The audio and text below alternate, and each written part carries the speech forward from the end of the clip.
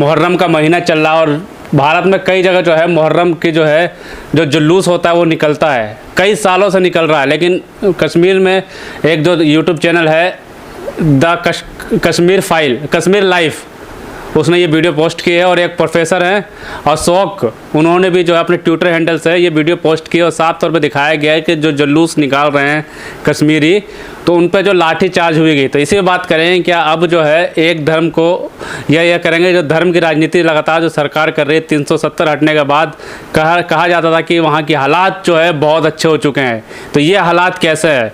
हमारे साथ जो है प्रोफेसर साहब है डॉक्टर अविनेश यादव, इनसे बात करेंगे। डॉक्टर साहब पहले तो स्वागत है आपके चैनल में। जी बहुत बहुत धन्यवाद। जी डॉक्टर साहब, सवाल यही उठता है कि एक तरफ तो स्वागत है और दूसरी तरफ लाठी है।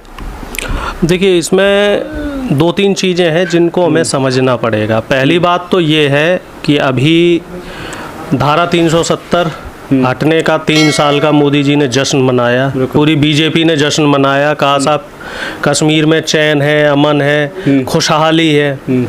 मुझे भी काउंटर किया गया, एक चैनल पे मैं था तो बीजेपी की प्रवक्ता थी तो वो मुझे काउंटर कर रहे थे। लेकिन जो हकीकत है तो क्या वाकई भारतीय जनता पार्टी हकीकत से रूबरू है? क्या वाकई जो ग्राउंड जीरो में जो चीज़ें चल रही हैं वहाँ पे, क्या उन चीज़ों को जनता, जो पूरे देश पूरी दुनिया देख रही है, उसे दिखाया जा रहा है, या बहुत सारी चीज़ें फिल्टर करके आ रही? ठीक है। अब अगर ग्राउंड रियलिटी की बात करें, वहाँ के लोगों से बात करें, तो वहाँ के लोग ये कहते हैं कि द कश्मीर फाइल्स फिल्म जब से रिलीज हुई, हम लोगों की लगभग 4-5 महीने से इस मुद्दे पे चर्चा चल रही है, और हम लोग पहले भी ये आशंका जता रहे थे कि भारतीय जनता पार्टी ने जानबूझ के इस मुद्दे को उखाड़ा है जिससे कि ये धर्म की राजनीति कर सके, और इसके जो आगे के परिणाम होंगे वो ऐसे रहेंगे। जो ये हम लोग सिर्फ कयास लगा रहे थे, आपको भी ध्यान होगा।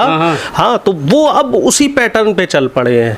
उसके बाद फिर ज्ञानवापी का आया, फिर शिवलिंग का आया, ऐसे कई तमाम मुद्दे आए, और अब फिर घुमा फिरा के ये घाटी पे मुहर्रम जैसे घाटी पे आ गए। ये प्री प्लान्ड है। और इससे पहले भी जो वहाँ पे कश्मीरी पंडित हैं घाटी के अंदर, कश्मीरी हिंदू हैं घाटी के अंदर, ठीक है, जम्मू वाले नहीं, कश्मीर वाले जो घाटी के अंदर हैं, वो हजारों की संख्या में उन्होंने अमित शाह को पत्र लिखा कि हमारे नाम पे राजनीति करना बंद कीजिए, क्योंकि ये कश्मीर फाइल्स फिल्म रिलीज करके इन्होंने धार्मिक उन्माद फैला दिया और उनकी सुरक्षा करने में ये विफल रहे। 100 से ज्यादा जो सरकारी अधिकारी थे जो हिंदू थे, जिसमें ज्यादातर कश्मीरी ब्राह्मण थे, इनकी हत्या अलगाववादी संगठनों द्वारा और आतंकवादियों द्वारा हुई। और सिर्फ इसमें ये बात नहीं कि हिंदुओं की हुई, कई मुसलमानों की हुई। एक मुसलमान जो पत्रकार थी, एक मैडम, उनकी भी हत्या हुई, और हत्या से किस लिए हुई? क्योंकि वो सच्चाई दिखा रही थी।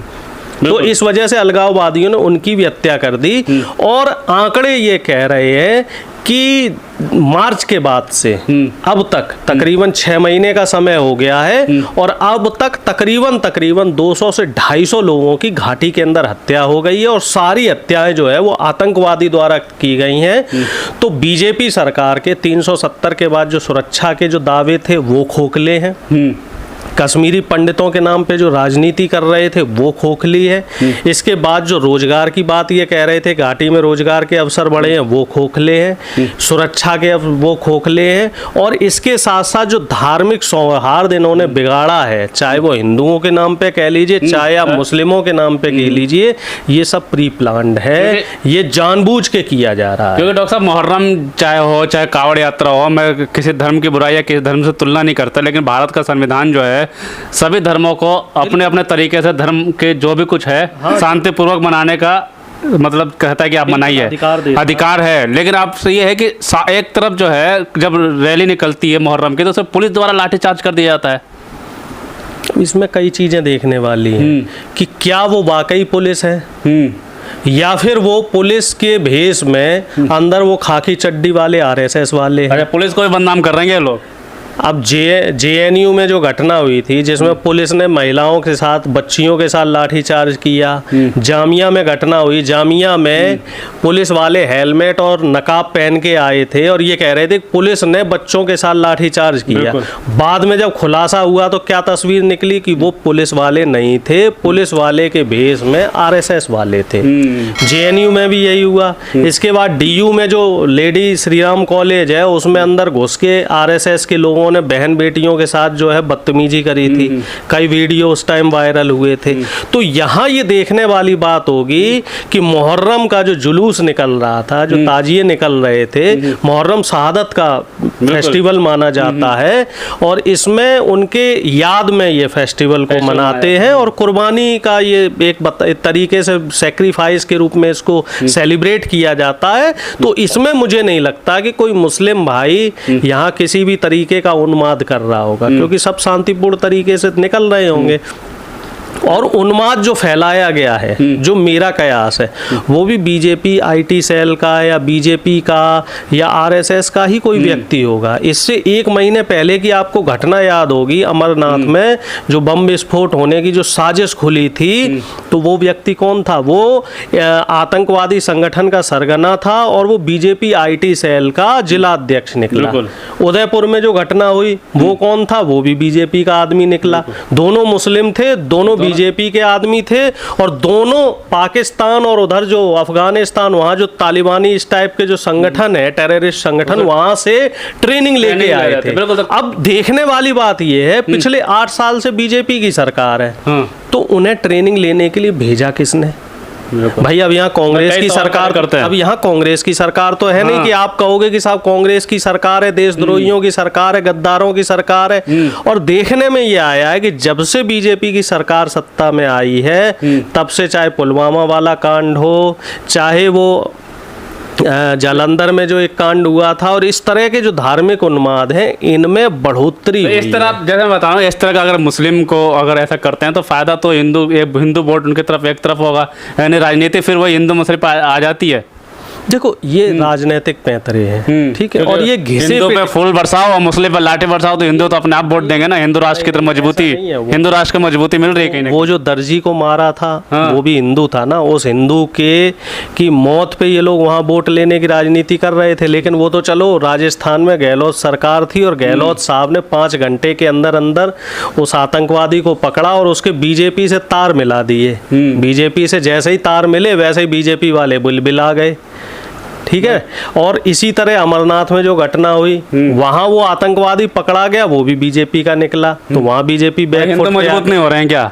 देखो साहब, हिंदू कभी भी दंगा करने से कभी कौन मजबूत हुआ है? और इनकी ये वोट की राजनीति, फूल बरसा रहे हैं, कितना अच्छी बात है। वोट की राजनीति है। नहीं, फूल तो बरसाना अच्छी बात है, चलो बरसाओ, आप हिंदुओं पे भी फूल बरसाओ, मुसलमानों पे भी फूल बरसाओ, लेकिन साहब जो आपने दूध, दही, पनीर, आटा, दाल, चावल, तेल, इस पे जो GST लगा दिया है, इससे कैसे बचाओगे जनता को? एक तरफ तो आप कावड़ियों पे फूल बरसा रहे हो, हिंदू इधर हृदय सम्राट हो, और दूसरी तरफ हिंदू के घर पे ही डाका डाल रहे हो।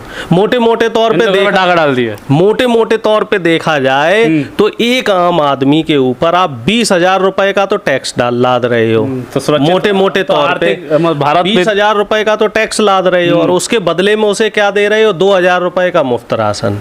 यानी कि उसी से 100 रुपए लेके उसे 10 रुपए दे रहे हो। लेकिन अब ये इसमें टेक्निकल पॉइंट ये है कि जिसका शोषण हो रहा है वो समझ नहीं पा रहा है। अब अगर आंदोलन करते हैं तो राम विरोधी हो जाएंगे आप? नहीं, ऐसा तारीख को काले कपड़े पहन कर जैसे आंदोलन किया राम विरोधी हो गए? वो देखिए ऐसा है, इसमें कई चीजें हैं। आंदोलन करना विपक्ष का काम है, आंदोलन किसानों ने भी किया, काले कपड़े पहन के कर लिया आपने, उसी दिन कर लिया। किसानों को भी खालिस्तानी बोला गया, किसानों को भी पाकिस्तानी बोला गया, देशद्रोही बोला गया, लेकिन असलियत फिर तो खुद निकल के आई ना। 1 साल बाद आप लोगों ने तो कवर किया था ना उसको पूरा, 1 साल के बाद असलियत निकल के आई। असलियत सबके सामने है कि कानून गड़बड़ थे, तभी मोदी जी ने पूरी जनता से माफी मांगी और कानून वापस लिए। अब इसी तरीके से जो ये GST का मुद्दा है, जो जरूरत की सामान पे GST लगाई है, जो दिनों दिन महंगाई बढ़ रही है, सिलेंडर आपका 1000 से ऊपर हो गया, घरेलू सिलेंडर की बात करें, कॉमर्शियल वाला 2000 से ऊपर हो गया। आपको सीएनजी की कीमत का अंदाजा है? दिल्ली एनसीआर में जहां 3 साल पहले सीएनजी 48 रुपए की मिलती जनता के लाठी चार्ज से खुश है क्या? अब वही सीएनजी 80 रुपए से ऊपर